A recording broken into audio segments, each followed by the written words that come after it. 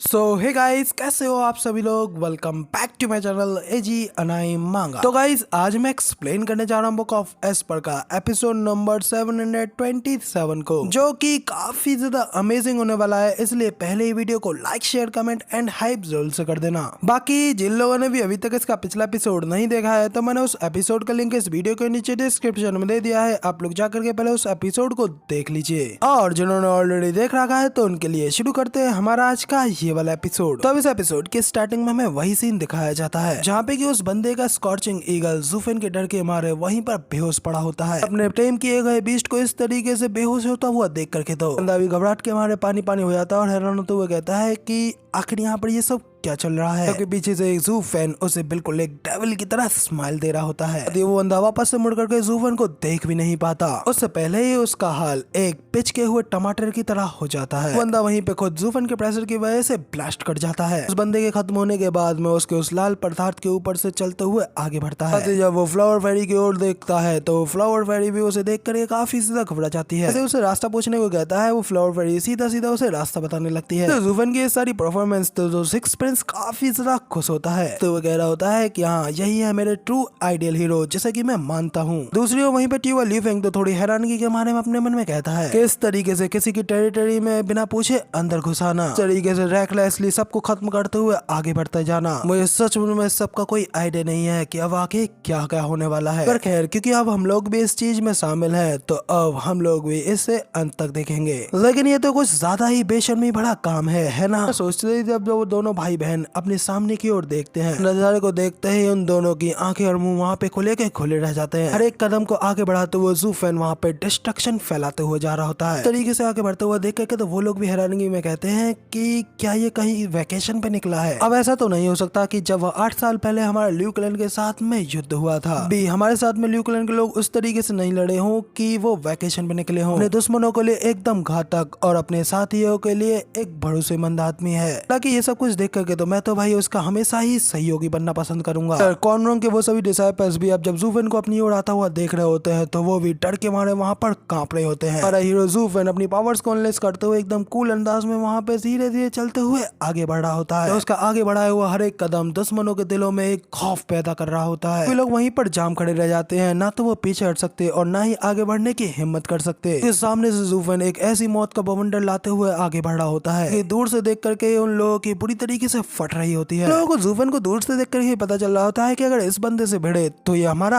आखिरी दिन होगा। लेकिन उसी वक्त वहाँ पे उन लोगों को आसमान में देख करके एक राहत की थोड़ी सी उम्मीद दिखती है। वहाँ पर उन लोगों के पास में आसमान से उड़ते हुए सभी लोगों के वो पावरफुल एल्डर्स और मैनेबल्स उन लोगों के पास आते हैं और उन लोगों से पूछते हैं कि आखिर तुम लोग यहाँ पर खड़े खड़े क्या कर रहे हो, तो तुम लोग जल्दी से आगे बढ़कर इस घुसपैठियों को टेक डाउन क्यों नहीं कर रहे। तो उन सभी लोगों के साथ में उन लोगों का सेक लीडर भी उनके सामने आता है। लोग वहाँ पर सेक लीडर को देख घबराते हुए बताते हैं कि सेक लीडर, ये बंदा एक मॉन्स्टर है और हम लोग चाह करके भी इसके साथ में कुछ नहीं कर पा रहे हैं। इस बंदे ने अब तक ऑलरेडी हमारे हजारों भाइयों को मार डाला है, यहाँ तक कि उन सब में से कोई भी इस बंदे को छू तक नहीं पाया। आगे बढ़कर के इस बंदे को रोकना तो चाहते हैं, लेकिन हमें पता चल गया है कि अगर हम लोग आगे बढ़े, इससे हम लोग बिना किसी बात के बस यहाँ पर मारे ही जाएंगे। डिसाइपल के मुंह से ये सारी बातें सुनकर के तो सेक लीडर भी काफी ज्यादा शॉक रह जाता है और उससे कहता है कि क्या कहा, आखिर अभी तुमने क्या कहा। एक सेकंड लेयर, एक फिफ्थ लेयर और एक 8th लेयर के एक्सपर्ट, जिसमें कि बस एक प्रोफाउंड हेवीनेस स्टेज का और एक कल्टीवेटर है। तुम्हारे कहने का मतलब है कि ये सब कुछ तबाही सिर्फ और सिर्फ इन 4 बंदों ने की है। फिर क्या तुम यहाँ पर पागल हो गए हो। पर वो बंदा घबराते हुए ज़ूफ़ेन की उंगली से इशारा करता है और सेक लीडर को बताता है कि नहीं सेक लीडर, ये सब कुछ सिर्फ और सिर्फ उस बंदे ने किया है, जबकि बाकी के तीनों बंदे तो बस उसके पीछे ही चलते हुए आ रहे हैं। इस बंदे के अलावा उन लोगों ने तो यहाँ तक अपनी उंगली तक नहीं उठाई है। कुछ सुन करके सेक लीडर भी हैरानगी के मारे ज़ूफ़ेन को बस घूरता रह जाता है। हैरानगी के साथ ही कहता है कि सिर्फ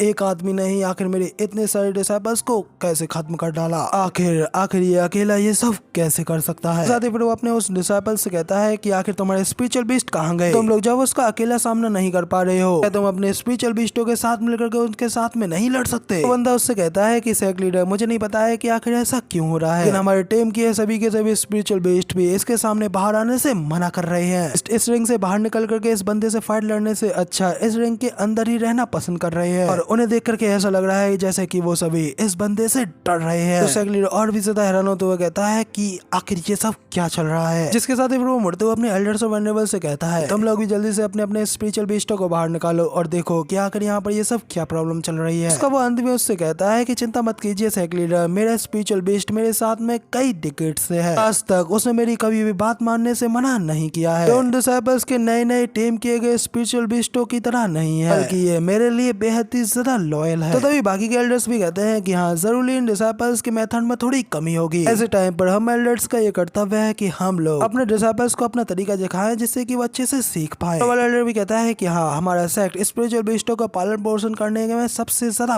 बेस्ट है, लेकिन अब हम लोग देख पा रहे हैं कि हमारी न्यू जनरेशन इस चीज को हार्ड तरीके से ट्रेन नहीं कर रही है। ऐसे ही चलता रहा तो इससे हमारे सेक्ट की छवि पर एक काफी बड़ा दाग पड़ेगा। दूसरा हंसते हुए कहता है कि हाँ लगता है कि हमें इन बेवकूफों को एक अच्छा सबक सिखाना ही पड़ेगा। सेक्ट लीडर उन लोगों से कहता है कि सबसे पहले हमें अपने इस दुश्मन को संभालना सबसे जरूरी है। अब जो कोई भी एल्डर सबसे पहले इस बच्चे को पकड़ेगा उसे डेफिनेटली सेक्ट की ओर से काफी अच्छी मेडल्स मिलेंगी और साथ ही एक बेहतरीन रिवॉर्ड भी। तो एक व्हाइट दाढ़ी वाला एल्डर काफी ज्यादा खुश हो जाता है और हंसते हुए कहता है कि सेक्ट लीडर चिंता मत कीजिए, 7th ग्रेड का spiritual beast flaming cold tiger इस बंदे को अच्छे से संभाल लेगा और हम लोग बड़ी आसानी से टेक डाउन कर देंगे, क्योंकि वैसे भी ये बंदा है तो एक डेड एंड स्टेज का ही कल्टीवेटर। ऐसा कहते ही वो एल्डर जल्दी से अपने हाथ को आगे बढ़ाता है जिसके अंदर उसने अपने स्टोरेज रिंग पहनी होती है। स्टोरेज रिंग के अंदर उसका वो स्पिरिचुअल बीस्ट होता है। बड़ी ही प्राउडली अपने स्पिरिचुअल बीस्ट से कहता है कि फ्लेमिंग कोल्ड टाइगर जल्दी से बाहर निकलो। उसके साथ ही अगले ही पल वहाँ पे कुछ नहीं होता और सिर्फ सामने एक हवा का झोंका होता है। तो उस एल्डर का फ्लेमिंग कोल्ड टाइगर भी वहाँ पे डर के मारे बाहर नहीं निकल रहा होता है। तो भाई इधर एल्डर की भी सबके सामने बुरी तरीके से बेइज्जती हो गई होती है। डिसाइपल्स को वो लोग अभी तक डांट रहे थे, वही डिसाइपल्स अब चुपके से अपनी हंसी छुपा रहे होते हैं। सेक्ट लीडर तो ये सब देख सीरियस होते हुए अपने मन में कहता है कि आखिर ये सब यहाँ पर क्या चल रहा है। मेरे बीस्ट टीमिंग सेक्ट की मेन पावर यहाँ पर लड़ने से मना कर रही है। आखिर हमारे टीम की स्पिरिचुअल बीस्ट इस बंदे के सामने क्यों नहीं आ रहे हैं। इसका मतलब ये ग्रुप स्पेशली तौर पर हमें ही टारगेट करने के लिए यहाँ पर आया है। यहाँ तक कि उन लोगों ने तो ये सब कार्रवाई की भी पूरी तैयारी कर रखी है। अब इधर हमें वापस एक और व्हाइट हेयर वाले वेनरेबल को दिखाया जाता है। तो एल्डर के बीस्ट को भी बाहर न आता हुआ देख करके उसके ऊपर हंसते हुए कहता है बूढ़े आदमी आखिरकार तुम्हारा घमंड भी यहाँ पर टूट ही गया। अभी तो तुम यहाँ पर उस बच्चों को इजिली हैंडल करने के बारे में कह रहे थे, यहाँ पर तो तुम अपने पेट को भी हैंडल नहीं कर पा रहे हो, तो फिर आखिर उसे हैंडल कैसे करोगे।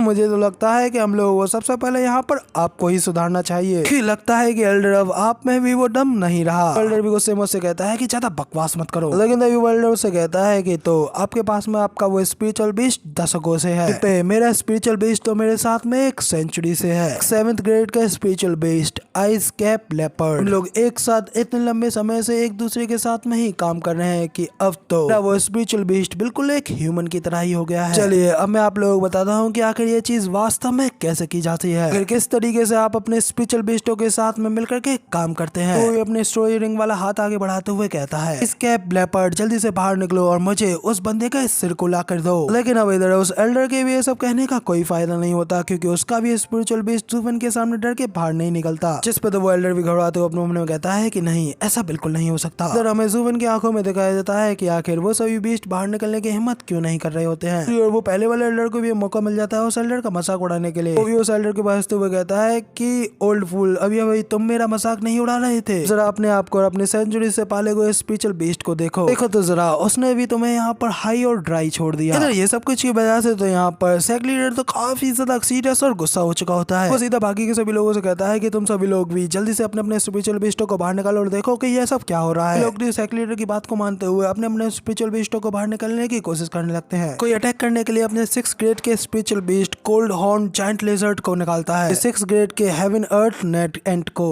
इसी तरह बाकी के सभी लोग भी अपने अपने खतरनाक स्पिरिचुअल बीस्टों को बाहर निकालने के लिए कहते हैं, लेकिन उन सभी लोगों के हाथ बस हवा में अगले ही पल खाली रह जाते हैं, क्योंकि उनमें से किसी का भी स्पिरिचुअल बीस्ट उन लोगों की बात को मानते हुए जुवन के सामने आने की हिम्मत नहीं कर रहा होता है। जो देखेगा तो अब यहाँ पर सेक्ट लीडर भी काफी ज्यादा गुस्सा हो जाता है। गुस्से में घूरते हुए जुवन से कहता है कि बच्चे क्या तुमने यहाँ पर कुछ गड़बड़ की है, आखिर यहाँ पर ये सब क्या चल रहा है। बच्चे तुम ही बताओ कि आखिर तुमने यहाँ पर ये सब क्या किया है। तो जुवन भी हल्के से स्माइल करते हुए सेक्ट लीडर से कहता है कि एक्चुअली में रीजन इसका बिल्कुल सिंपल है, तुम्हारे ये स्पिरिचुअल बीस्ट मेरे ऊपर हमला इसलिए नहीं कर रहे हैं क्योंकि मैं किंग ऑफ बीस्ट हूँ।